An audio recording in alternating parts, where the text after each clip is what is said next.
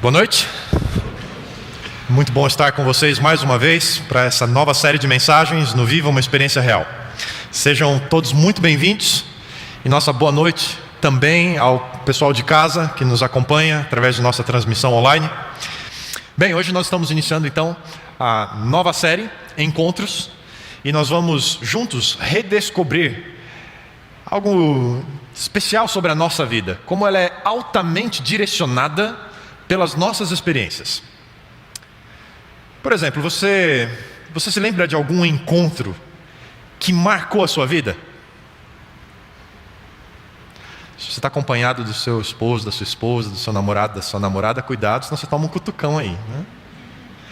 Quem sabe não foi o primeiro programa com o seu futuro namorado ou namorada que marcou a sua vida, né?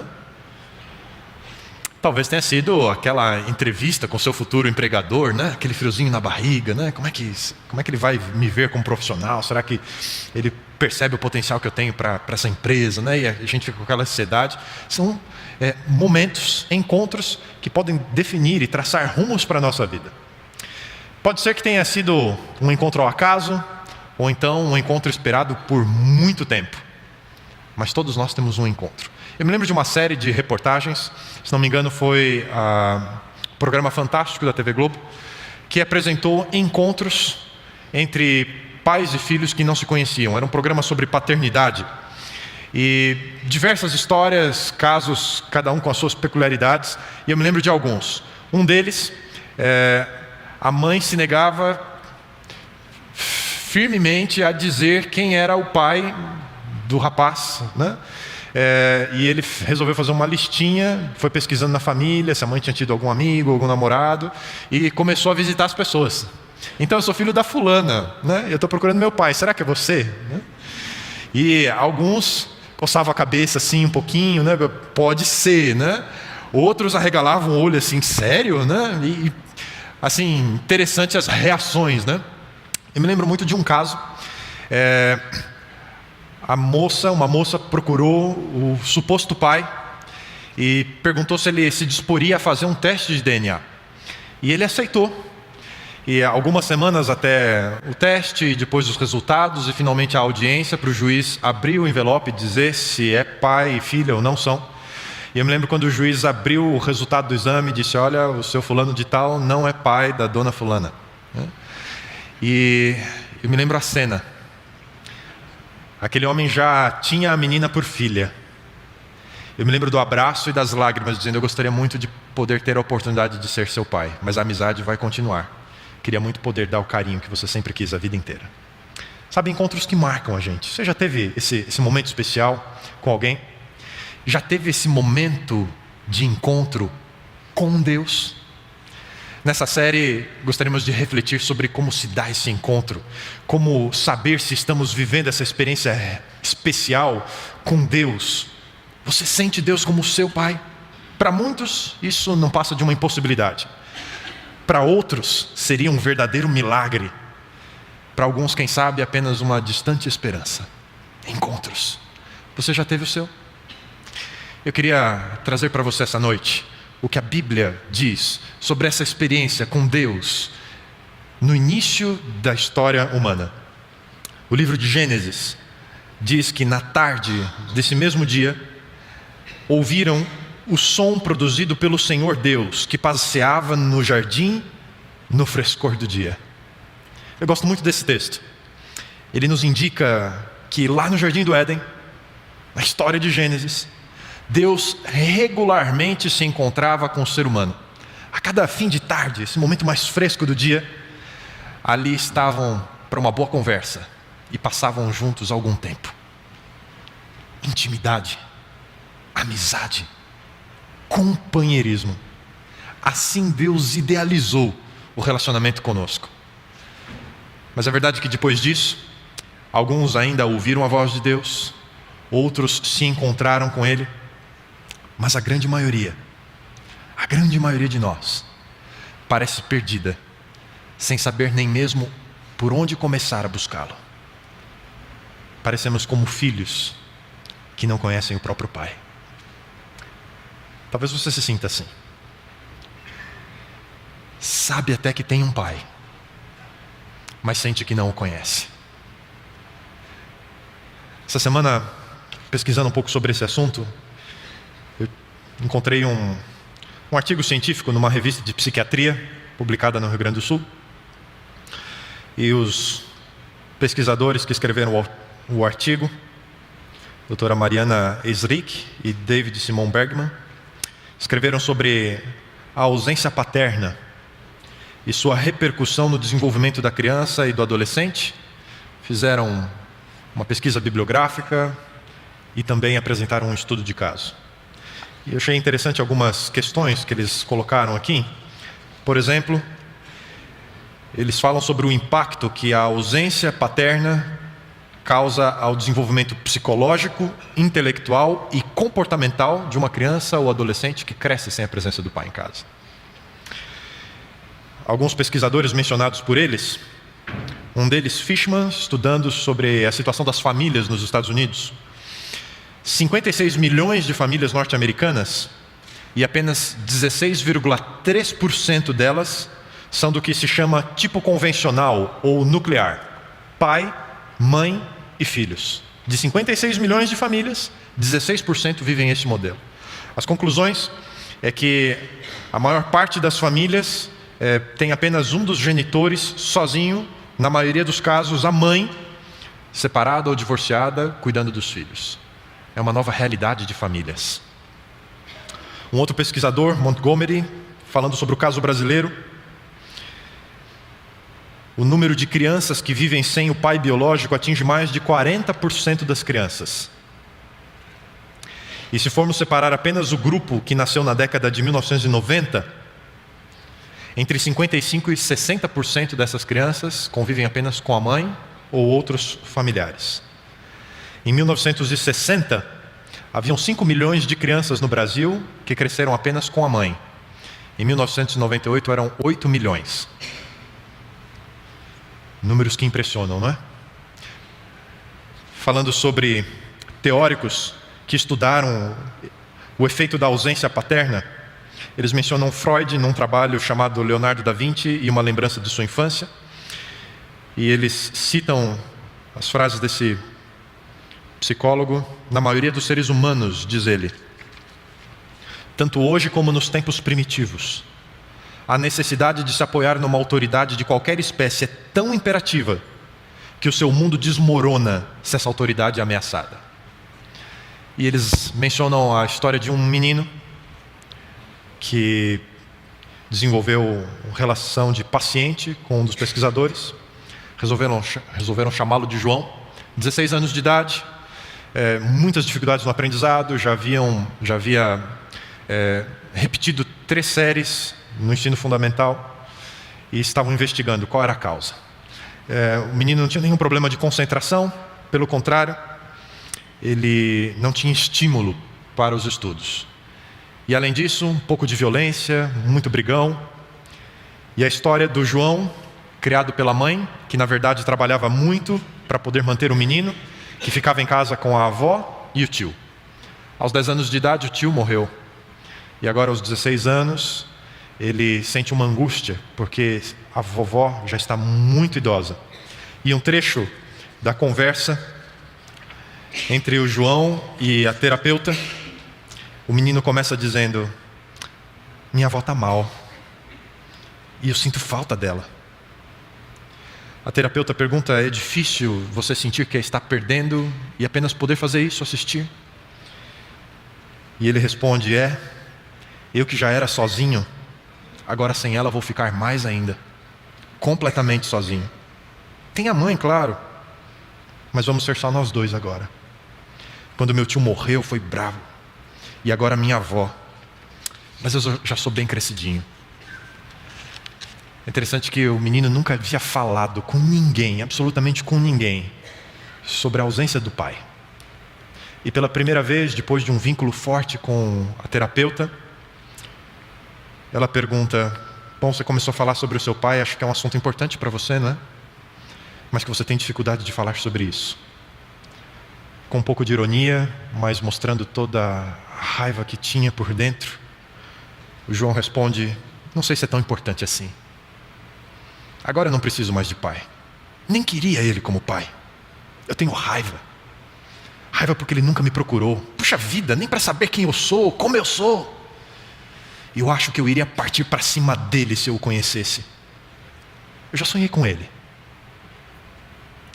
E eu sonhei que ele me procurou e eu xinguei tanto ele. Por que você fez isso comigo?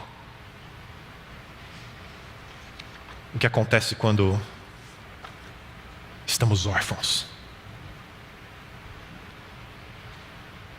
O chão que some debaixo dos nossos pés e nos sentimos sozinhos. Sabe, além desses efeitos da falta da paternidade biológica, quando não reconhecemos a nossa filiação espiritual, isso também pode trazer consequências para a nossa vida como um todo. E às vezes, a semelhança do João, nós vivemos de tal forma a chamar a atenção de Deus para nós o tempo todo. Do mesmo jeito que o menino repetia de série para ver se era notado pela família. Do mesmo jeito que o menino arrumava brigas para ver se era notado pela mãe. E a gente como que diz para Deus: ei, olha aqui, eu estou aqui. Você não me vê? É interessante que na cruz, Jesus também experimentou esse sentimento. No auge da sua dor, Jesus disse: Deus meu, por que me desamparaste? Sentiu-se só, abandonado. E não é assim que muitas vezes nos sentimos? Gostaríamos apenas de saber aonde Deus está. Paulo, mais tarde, escrevendo sobre o que aconteceu na cruz, esse evento tão importante para a humanidade, ele escreve e diz o seguinte: todas essas coisas novas que temos vêm de Deus, que nos trouxe de volta a si mesmo, por meio daquilo que Jesus Cristo fez. Pois Deus estava em Cristo recuperando o mundo para si, não levando mais em conta os pecados dos homens contra eles, mas sim apagando-os. Jesus não estava só.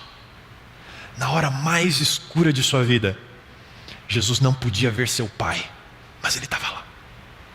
Interessante como as coisas acontecem. Às vezes a gente não consegue ver Deus, e então a gente acha que ele não está lá, e simplesmente passamos a ignorá-lo. Viramos as costas para Deus, desistimos de Deus. Se você é pai e se lembra da época em que seus filhos eram recém-nascidos ainda, aí até os 6 meses de idade, bebezinhos, ou teve uma experiência dessa na família, talvez você já tenha feito a seguinte brincadeira com uma criança assim. Quem sabe um dos brinquedinhos que ele mais gosta, que faz barulho, ou que tem um formato interessante, você pega na mão por um instante e esconde da vista do bebê. Faz assim, põe para trás. E o bebê arregala um olhão assim. Cadê? Sumiu. Alguns psicólogos dizem que, eu não sei como eles chegaram a essa conclusão, né? Devem ter entrevistado muitos bebês, né? Que o bebê, se não enxerga, para ele é como se não existisse. E fica aquele sentimento intrigante, mas cadê? Estava aqui na frente dos meus olhos, agora sumiu. E no momento que você mostra o objeto de novo, o que o bebê faz? E faz tempo, hein? Dá um sorriso, né? Como diz, puxa, mágica, apareceu outra vez, né? É traído pelo sentido da vista, né? Existe? Não existe. Eu vejo, eu não vejo. Interessante isso, né? Mas sabe que isso permanece por toda a nossa vida? Coisas que os nossos sentidos não alcançam, para nós não existem. Vou te dar um exemplo. Nesse exato momento, diversas cenas estão acontecendo aqui, nesse lugar. Temos muitas imagens aqui. E não são as imagens que vocês estão vendo aqui à frente, painel, ao lado de você, a pessoa que está ao seu lado. Diversos sons estão presentes aqui. E mesmo que eu faça silêncio por apenas 1 segundo, estes sons ainda estão aqui, e não são vocês que estão produzindo. Você não vê, você não ouve, mas eles estão aqui. E a não ser que você ligue um aparelho receptor, uma televisão, no canal correto, e as frequências de imagem que já estão aqui, as imagens já estão nesse lugar, mas nós não as vemos. A partir da recepção do televisor, você as enxerga. Se você tivesse um aparelho de rádio aqui, e eu sintonizasse na estação correta, As ondas sonoras que a antena já mandou daqui da Paulista, que já estão aqui as ondas de som, mas os nossos ouvidos não as captam, passariam a ser ouvidas por nós. Vou propor um pequeno teste para você. Faça na sua casa, tá bem? Se você é menor de 13 anos de idade, peça a supervisão de adulto. Esquente um pouco de água e separe 3 pequenas bacias. Numa você coloca água fria, na outra água quente e numa terceira água morna, um pouco da quente e um pouco da fria. Coloque as 3 bacias, as 3 recipientes com água. Coloque uma mão na água gelada, uma mão na água quente. Espere um minutinho. Ao final desse minuto, você coloca as 2 mãos ao mesmo tempo na água morna. Sabe o que vai acontecer? A mão que estava na água fria vai sentir calor. E a mão que estava na água quente vai sentir frio. Mas a temperatura da água é a mesma. Os nossos sentidos nos traem. Não podemos compreender todo o mundo apenas com os nossos sentidos. Principalmente quando se trata de percepções espirituais. De perceber Deus na nossa vida. Precisamos de algo espiritualmente mais confiável na nossa busca pessoal por Deus.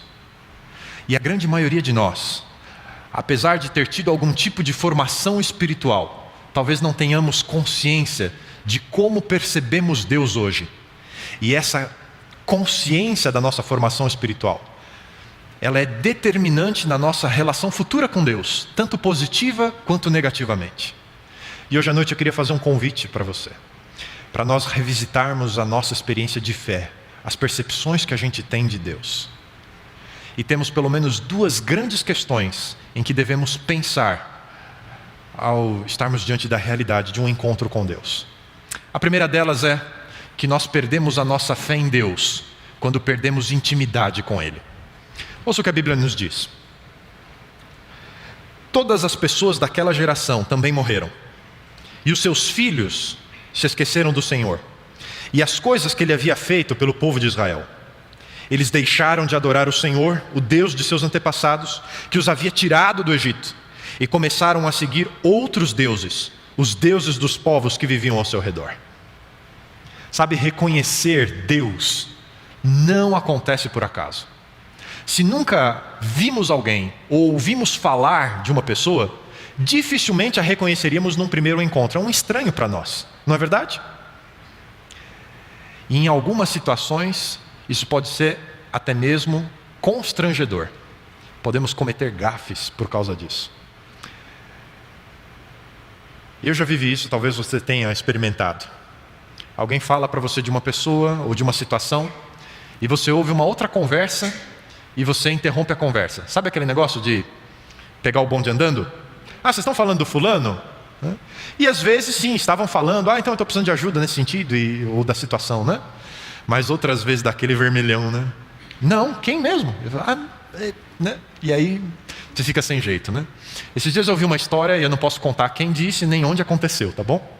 Mas eram 3 mulheres, e elas estavam conversando assim sobre maridos, né? E estavam falando sobre forma física dos maridos. E elas estavam falando do limite dos quilinhos extras, né? E aí uma delas, uma falando com a outra, disse assim: não, se chegar o momento em que a barriga, só dá para ver a barriga assim, aí não dá, né?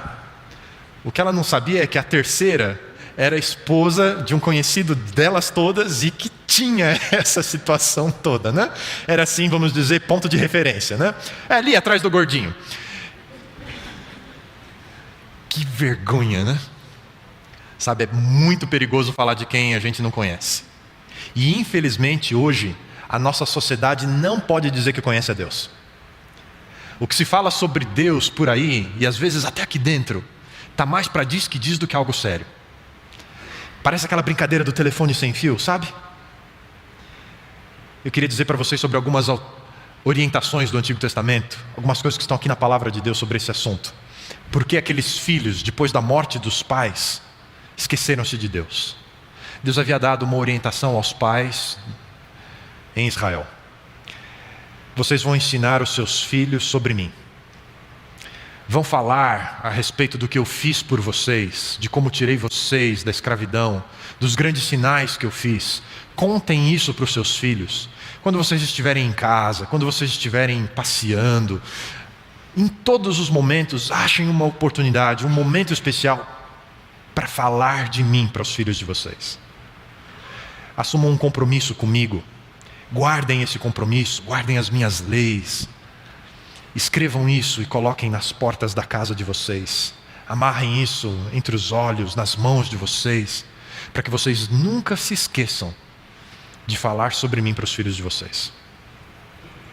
Diversas gerações tiveram esse privilégio, ouviram dos seus pais e receberam deles a fé em Deus. Mas a Bíblia estava dizendo naquele texto que em algum momento uma geração morreu sem transmitir a chama da fé à próxima geração. E o povo de Israel esqueceu-se de Deus e serviu outros deuses. Isso não é muito diferente da nossa geração. Crescemos num ambiente em que a sociedade colocou Deus de castigo, está no cantinho. Não se fala de Deus no espaço público. Deus é assunto da igreja. Aqui é o que a razão alcança. Vivemos a realidade da secularização. E poucos de nós temos intimidade com Deus, poucos de nós sabemos como orar, poucos de nós conhecemos a sua palavra. Perdemos a intimidade. Em consequência disso, Deus é um estranho para nós. Temos dificuldades em reconhecê-lo no nosso dia a dia. E é por isso que você se confunde com tantas ideias diferentes, as opiniões que as pessoas têm sobre Deus, e cada vez mais parece que você se sente muito distante de Deus. Dedique tempo de qualidade para conhecer Deus. É o único meio de mudarmos as coisas no relacionamento que hoje temos com Ele. Uma outra razão que leva muitos a perderem a fé é quando sentimos insegurança. Um lindo salmo da Bíblia começa com uma pergunta intrigante. Olho para os montes e penso, quem virá me socorrer? Talvez esta seja a situação mais desafiadora para o nosso relacionamento com Deus. Quando nos sentimos intimidados por nossa pequenez diante dos problemas da vida. E muitas vezes nos sentimos sozinhos. E em situações de perigo, nossa fé muitas vezes se mostra relutante em confiar em Deus. Se não temos intimidade, a insegurança nos impede de reconhecer a presença de Deus nesses momentos difíceis. Um dos salmos mais conhecidos da Bíblia, o Salmo 23, o salmo que Davi escreveu a respeito do seu relacionamento com Deus. Davi começa dizendo, o Senhor é o meu pastor, por isso nada vai me faltar. Ele me guia a pastos verdes, a águas tranquilas, eu sinto paz de espírito. E mesmo quando eu caminho por vales onde sinto a morte bem de perto, eu não tenho medo, eu sei que o Senhor está comigo. Eu sinto a tua vara, o teu cajado, conduzir a minha vida. O Senhor é bom para comigo e me recebe como quem recebe um hóspede, com mesa farta, e diante dos meus inimigos, me unge com óleo e me diz que sou especial e importante. E por isso eu tenho certeza que eu vou estar na presença do Senhor sempre e sempre, por causa da sua bondade e da sua misericórdia. Lindo salmo, não é? Perceba, Davi diz, eu não me sinto sozinho, eu não sinto medo, nem quando estou diante da morte. E várias vezes ele esteve diante da morte, mas sentia a presença de Deus. Sem intimidade e com insegurança, muitas vezes deixamos de sentir a presença de Deus conosco. Um outro desafio para a nossa fé é quando nos sentimos frustrados, decepcionados com Deus. A Bíblia diz, num outro salmo, sempre impaciente eu pensei, o Senhor se esqueceu de mim. Mas isso não era verdade. Tu me ouviste quando orei, pedindo a tua ajuda. Queridos, pior do que sentir medo é sofrer a realidade da dor e da perda. Quando sozinho você chora suas decepções sem ter para onde ir e sente o frio gelado do desespero. sem intimidade, com medo, a solidão destes momentos é avassaladora.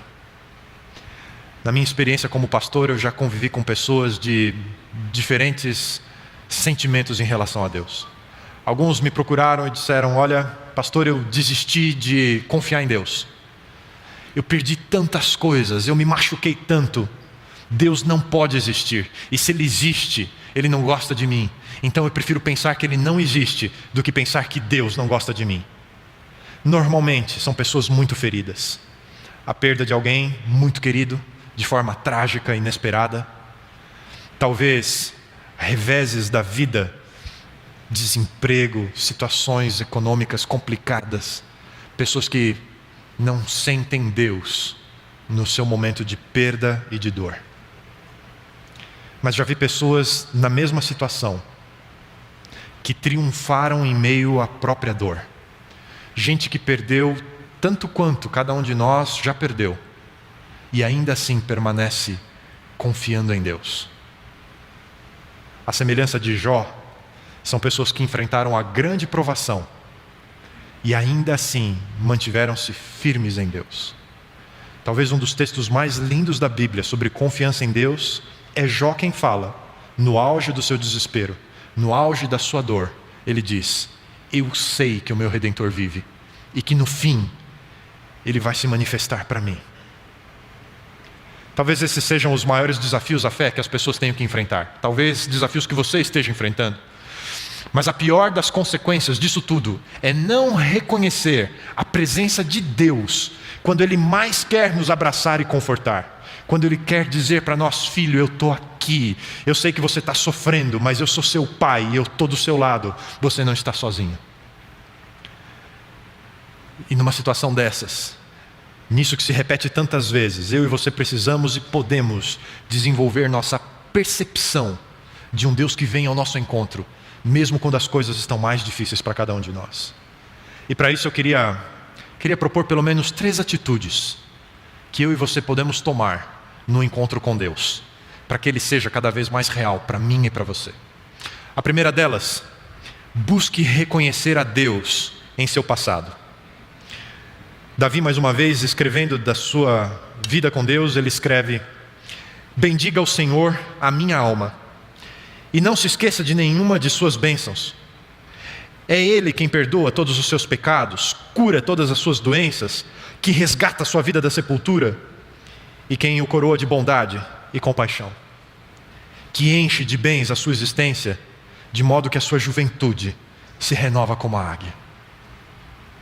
Uau! Quanta coisa Deus fez por Davi. Que experiência rica com Deus. Cura, libertação, proteção. E sabe de uma coisa? Deus não muda. Você entendeu a atitude de Davi para com Deus? Davi colecionava suas histórias com Deus. E quando a situação exigia reconhecer Deus novamente em sua vida, nos momentos difíceis, era só recorrer à sua própria experiência com o seu Deus. Cada bênção, cada vez que se sentiu protegido e amado, eram como luzes poderosas que vinham do seu passado e iluminavam o caminho à sua frente. Esse era o segredo de Davi. E provavelmente Deus já abençoou você em algumas vezes ao longo da sua vida. Simplesmente olhe para o seu passado. Busque na sua memória esses momentos. Guarde-os como marcos da presença de Deus na sua vida. E esses momentos vão ser úteis para que vocês, sempre que enfrentarem dificuldades, consigam sentir a presença de Deus com vocês. E me lembro, há poucos anos atrás, eu precisei fazer uso desse recurso. Durante a época da faculdade, 4 anos, nós tivemos uma experiência muito forte com Deus. A minha graduação é de período integral. Você não tem condições de trabalhar durante o período letivo, apenas um trabalho de férias. E eu paguei a minha faculdade, já fiz a graduação casado, a faculdade da minha esposa e a nossa filha que nasceu durante o curso. Nada nos faltou. E eu saí do curso com uma grande convicção: assim que tiver oportunidade, vou voltar a estudar. Vou cursar o mestrado, Preciso crescer academicamente, e isso vai fazer diferença no meu dia a dia, na minha vocação. Saímos de São Paulo e fomos trabalhar no Rio Grande do Sul, já estávamos lá proximamente 5 anos, e era a hora. Se não fosse naquele momento, quando será que eu ia voltar a estudar? E eu, pela estrutura do trabalho, precisaria obrigatoriamente deixar de trabalhar de novo, voltar para São Paulo para cursar o mestrado, para depois voltar para o trabalho. E depois que você começa a sentir o resultado do seu trabalho, você romper com tudo isso de novo, é tão difícil. Mas era agora, ou quem sabe nunca mais.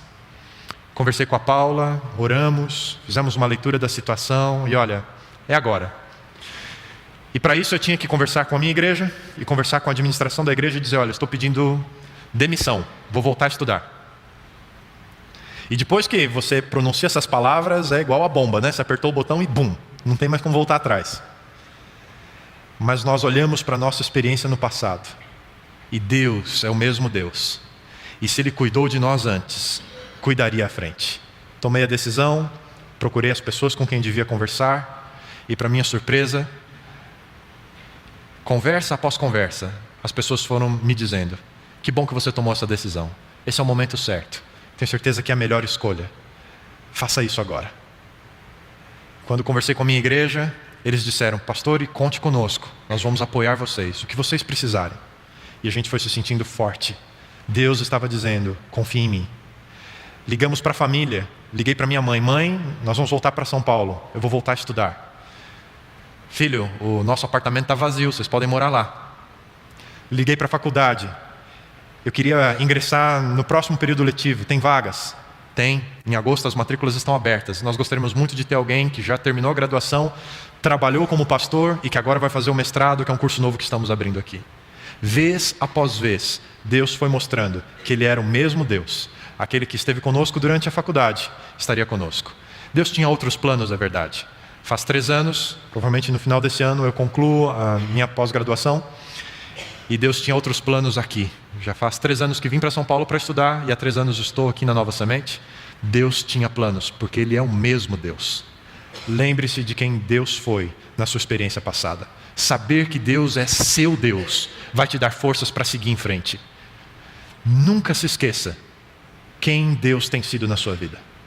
Uma outra atitude fundamental para esse encontro com Deus, para reconhecê-lo como seu Deus, é aproximar-se dele através da palavra. Uma orientação de Paulo, ele escreve, como porém as pessoas pedirão a ele que o salve, sem crerem nele? E como podem crer nele, se nunca ouviram falar dele? E como podem ouvir acerca dele, sem que alguém lhes fale? É sobre isso que as Escrituras falam, quando afirmam como são bonitos os pés daqueles que pregam o Evangelho da paz com Deus e trazem notícias alegres de coisas boas. É através da palavra que poderemos aprender a reconhecer Deus. A partir do momento que entendemos quem Ele é, quem nós somos e o que Ele faz por nós, então reconheceremos cada vez que o encontrarmos. Não basta a experiência. A Bíblia nos ajuda a reconhecermos se estamos diante de Deus ou não. Você se lembra que os nossos sentidos não são plenamente confiáveis? Que eles nos confundem, nos traem às vezes? Não confie apenas na experiência, ela é muito importante, mas precisamos da palavra. Ainda mais quando se trata de questões espirituais. Foi o próprio Jesus quem disse, as Escrituras conduzem a mim. Por séculos, amigos, por séculos, a Bíblia tem sido um guia espiritual confiável para milhares e milhares de pessoas. Você nunca vai perder nada por estudá-la melhor. E aqui eu gostaria de fazer um convite especial para você. Se você quer começar a estudar a Bíblia e entender por você mesmo, de uma forma mais ampla, o plano de Deus para a sua vida, participe do programa Começos.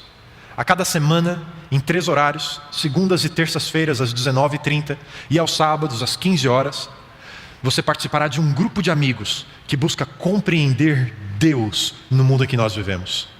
Você é nosso convidado. Venha, participe conosco.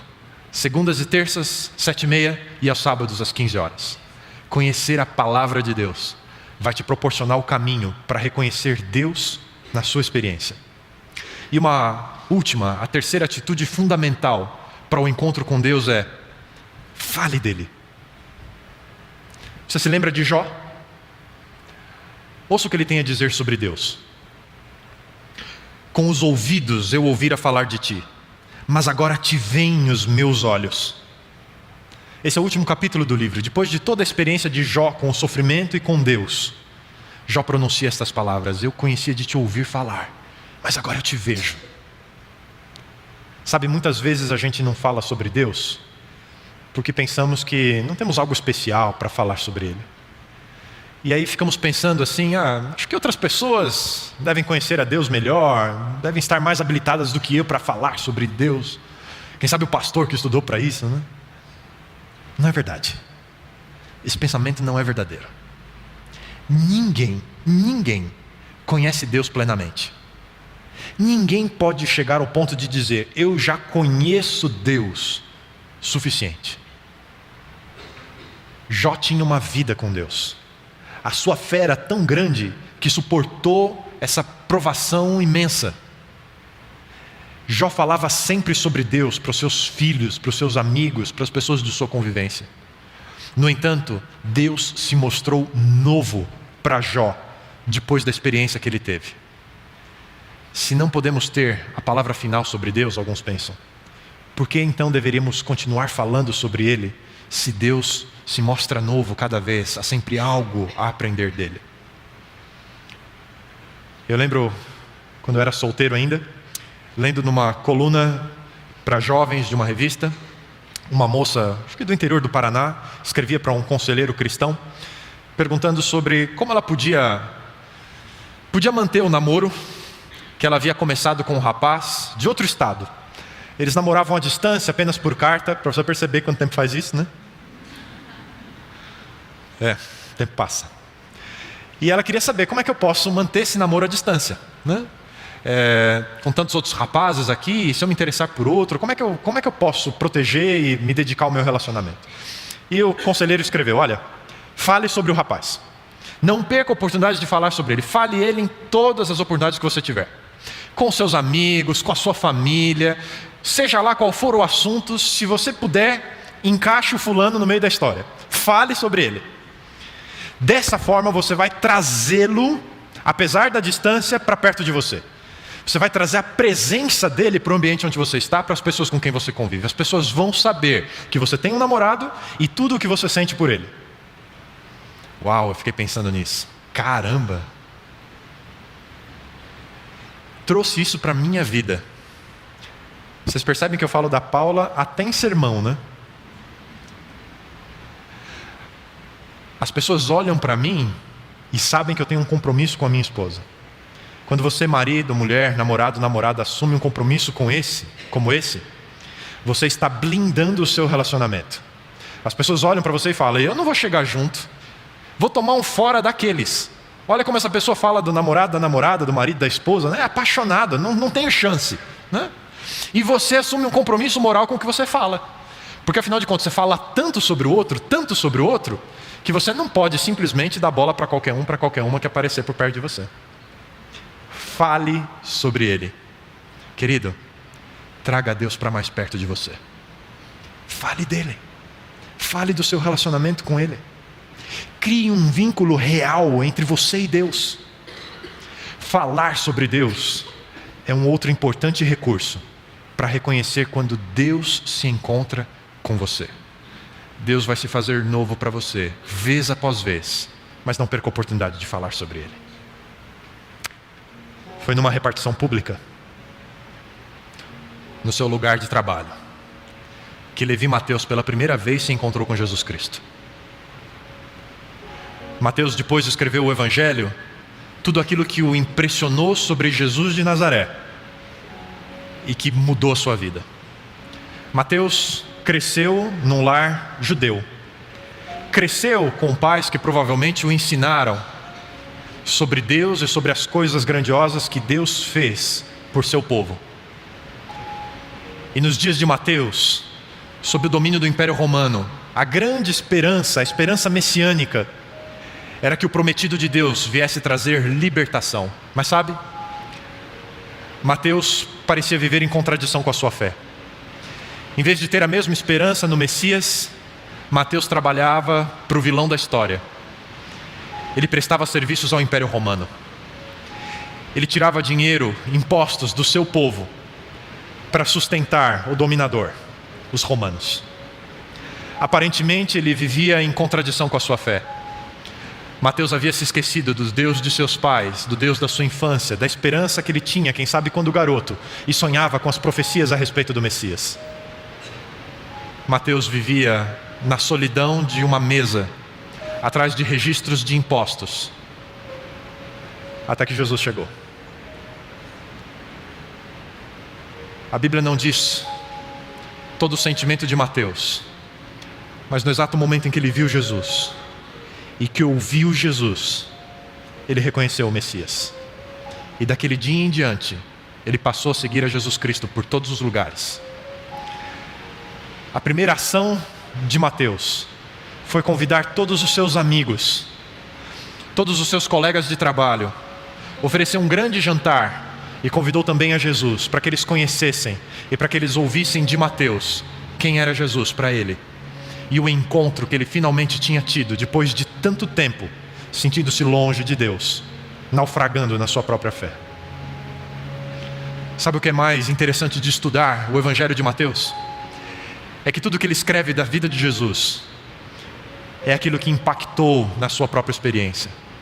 Nenhum outro escritor do Novo Testamento repete tantas vezes a frase principal do livro de Mateus, falando de um evento ou de outro, de uma situação ou de outra vivida por Jesus. Mateus narra a cena abrindo com as seguintes palavras: tudo isso aconteceu para que se cumprisse o que foi dito pelo profeta. Ele finalmente reconheceu Jesus Cristo como Filho de Deus. E toda a sua memória de infância, tudo aquilo que ele havia ouvido falar sobre Deus, finalmente fazia sentido para ele. Deixou vazio o seu lugar na repartição pública. Levantou-se da cadeira de dúvidas que o prendera durante tanto tempo e decidiu seguir a Jesus, depois de reconhecê-lo como Filho de Deus. Nessa série que estamos começando, permita-se não perder a oportunidade do encontro com Deus. Talvez você esteja esperando por isso há muito tempo. Talvez você esteja surpreso que algo novo possa acontecer com você exatamente agora. Não tenha medo. O melhor da vida com Deus ainda está por vir. Encontros. Você não pode perder o seu. Bom Deus, ao buscarmos refletir sobre a nossa experiência contigo como filhos que buscam sentir a presença do Pai, talvez tenhamos que lidar com as nossas dúvidas, inseguranças, com os nossos medos, ou simplesmente reconhecermos que de fato ainda não te conhecemos o suficiente para reconhecer o Senhor na nossa vida. Talvez aqui essa noite algumas pessoas estejam vivendo a primavera do relacionamento contigo, mas muitas outras estão sendo esmagadas pela dúvida, pela solidão, pela busca por algum propósito para a sua própria vida. E te pedimos como filhos que sentem falta de um pai: Senhor, estamos aqui, olha para nós, se faz Deus na nossa vida, se mostra novo para cada um de nós. Permita que os nossos olhos possam perceber a Tua presença conosco e sermos guiados por uma nova experiência com Cristo Jesus. Que semana após semana, ao retornarmos para pensarmos como é possível um relacionamento a partir desse encontro especial com Cristo Jesus, que o Senhor nos guie a uma experiência de paz, de esperança e de certezas para a nossa vida aqui e agora. Sê nosso Pai. Te pedimos em nome de Jesus. Amém, Senhor.